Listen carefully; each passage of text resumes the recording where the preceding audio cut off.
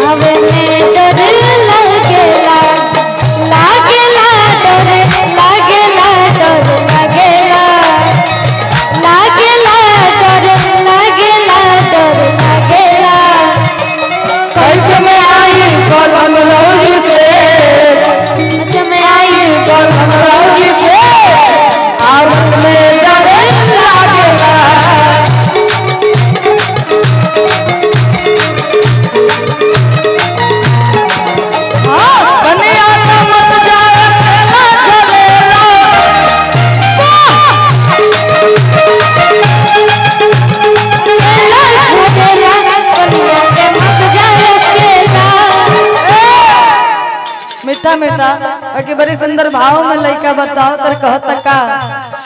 ओही पन घटवा पन हरिया के तेरा, ओही पन घटवा पन हरिया के तेरा, ओही पन घटवा पन हरिया के तेरा, ओही पन घटवा पन हरिया के तेरा, पनाखी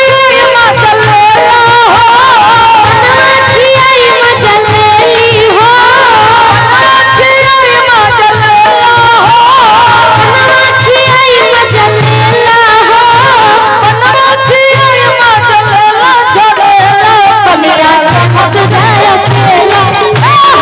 पनियाला मत जाए अकेला झरेला, पनियाला मत जाए अकेला।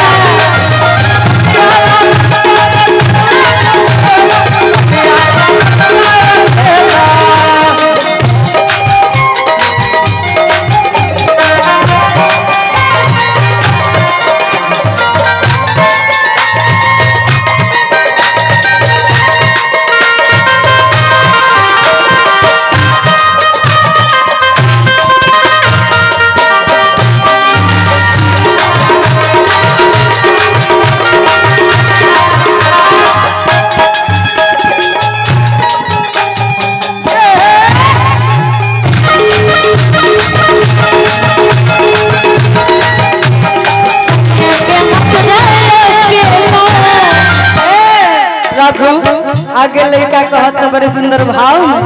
और बताओ तर कहत का ए झरेला ओही पन घटवा गोवरिया के तेरा, ओही पन घटवा गोवरिया के तेरा, ओही पन घटवा गोवरिया के तेरा, ओही पन घटवा गोवरिया के तेरा, दुधवा पियाई मचलेला हो, दुधवा पियाई मचलेला हो, दुधवा पियाई मचलेला हो, दुधवा पियाई मचलेला हो, दुधवा पियाई मचलेला झरेला, पनियाला